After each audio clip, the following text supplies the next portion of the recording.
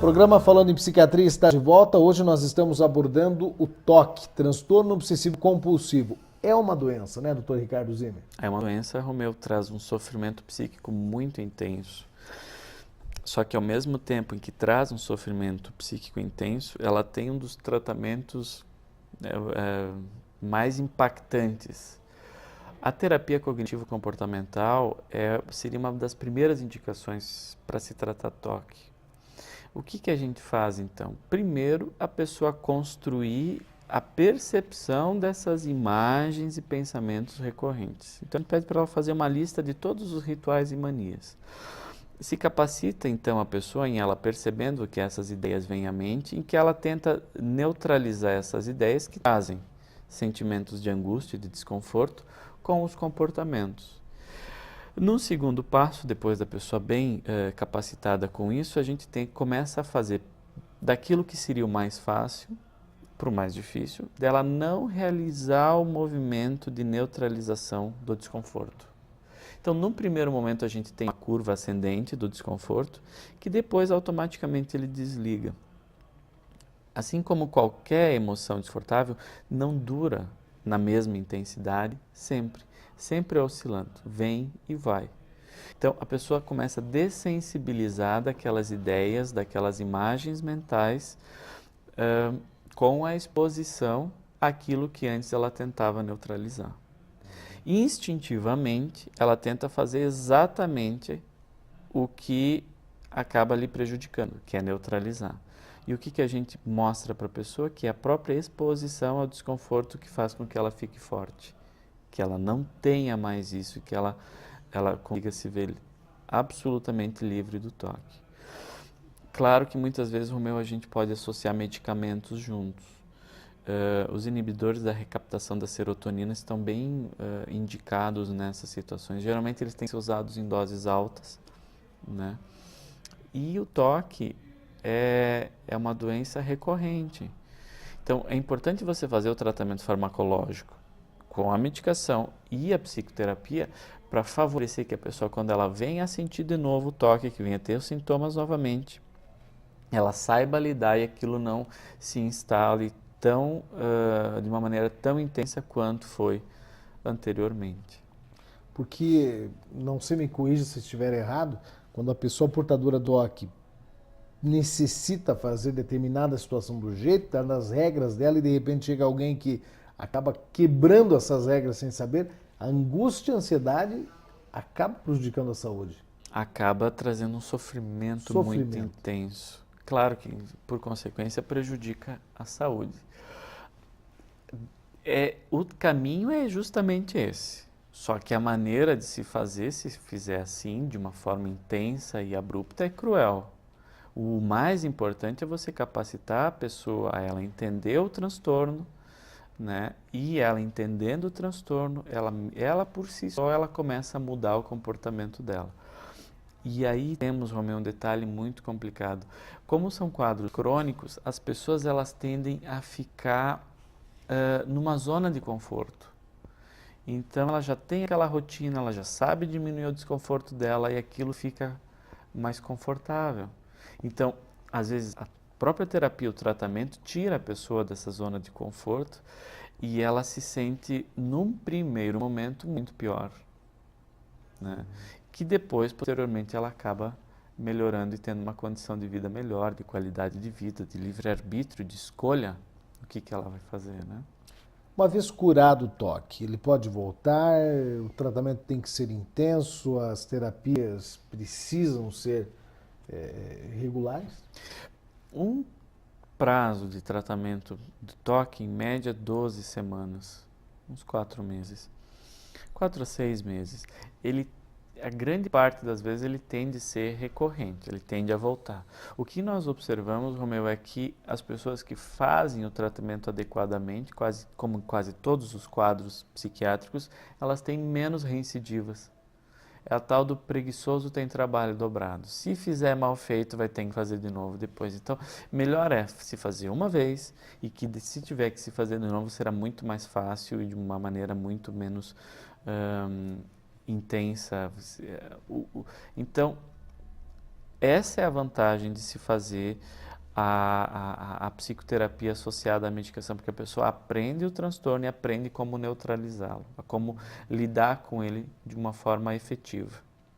Quem mais sofre com o toque? Regionalmente falando, as situações que são encontradas aqui na nossa região. Então, Romeu, nós temos desde crianças com 8 anos de idade, que quando ela é pequena é bonitinho, que tem que ser feito aquilo, ela começa a perguntar, pai, boa noite, e fica numa repetição muitas vezes, ou que tem que deixar as coisas de um jeito ou de outro, sabe? Crianças que têm manias, até idosos, né?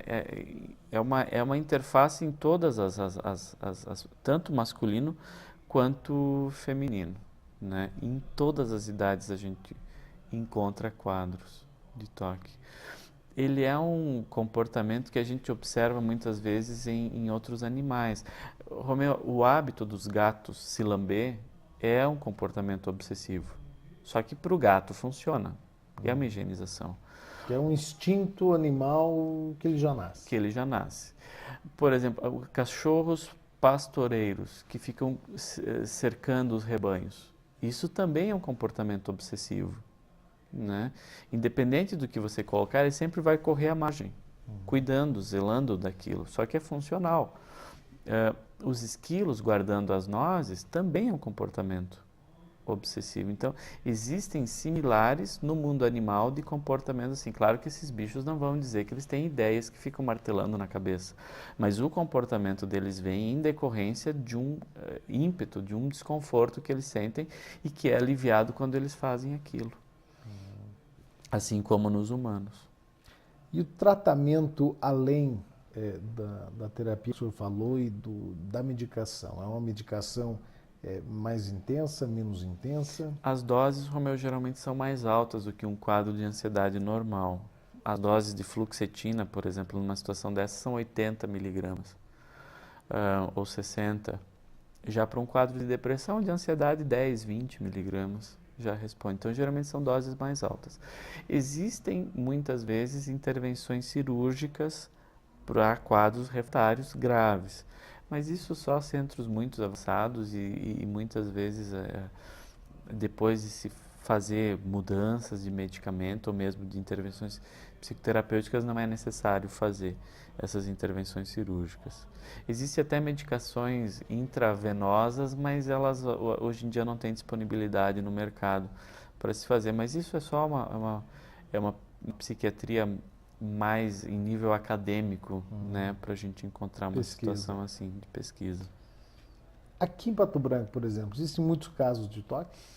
A gente pode pensar que 2 a 4% da população tenha toque. Eu penso que isso é bastante. Né? E grande parte dessas pessoas não estão recebendo tratamento porque elas estão acostumadas com o toque. Vira o jeito da pessoa.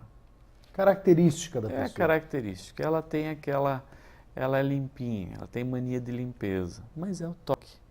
Né? Não que nós não possamos ter que ser, né? Não, todo mundo limpa, Sim. bonitinho, tranquilo, naquela normalidade. Mas agora, quando é demais, a ponto de lavar a mão até machucar.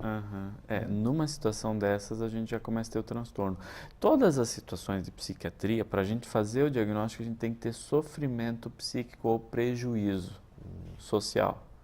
Então, se a pessoa não tem ela pode às vezes não ter consciência que ela tem prejuízo, né? Mas nitidamente é comprovado o prejuízo, geralmente os familiares é que vão reclamar das pessoas com toque. Para elas está tudo certo, né? Porque elas conseguem se livrar do desconforto fazendo os rituais, as compulsões, né? Que o problema seriam as obsessões, que são as ideias, as imagens que trazem a emoção de desconforto. E eu consigo neutralizar isso fazendo uma compulsão. Então, a pessoa que tem, ela fica meio que numa zona de conforto, Nem tranquilo, percebe. nem percebe. É o jeitão, já está acostumada. Mas quem está de fora nota esse prejuízo. Então, geralmente, esses é que vêm trazendo a pessoa para a consulta, né? Aquela situação, você não pode deixar o CD aqui, tem que ser ali milimetricamente Exato. calculado e organizado, né? O TOC, transtorno obsessivo compulsivo, foi o tema do Falando em Psiquiatria desta semana. Eu gostaria, doutor Ricardo, que o senhor deixasse o e-mail e o contato. Eu sei que muitas pessoas que nos assistem e nos ouvem acabam se identificando ou sabendo de alguém que passa por uma situação como essa e querem tirar as suas dúvidas.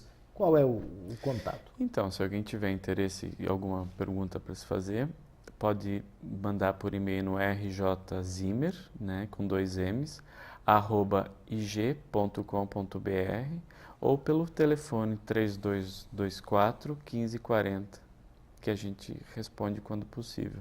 Então, inclusive, essa ferramenta de comunicação é importante para que você possa sugerir a pauta do programa Falando em Psiquiatria, enviar as suas perguntas. Breve nós vamos ter um canal aqui de perguntas e respostas junto com o profissional da psiquiatria, que é o Dr. Ricardo Zimmer, que é o protagonista deste nosso projeto, onde nós tentamos trazer perto do ouvinte, perto do telespectador, um pouco da psiquiatria, esta ciência da saúde mental humana que é ética e pode ajudar muitas pessoas acima de tudo. Muito obrigado mais uma vez, doutor Ricardo Zimmer, e tenha uma ótima semana. Grato, Romeu, igualmente a ti e a todos.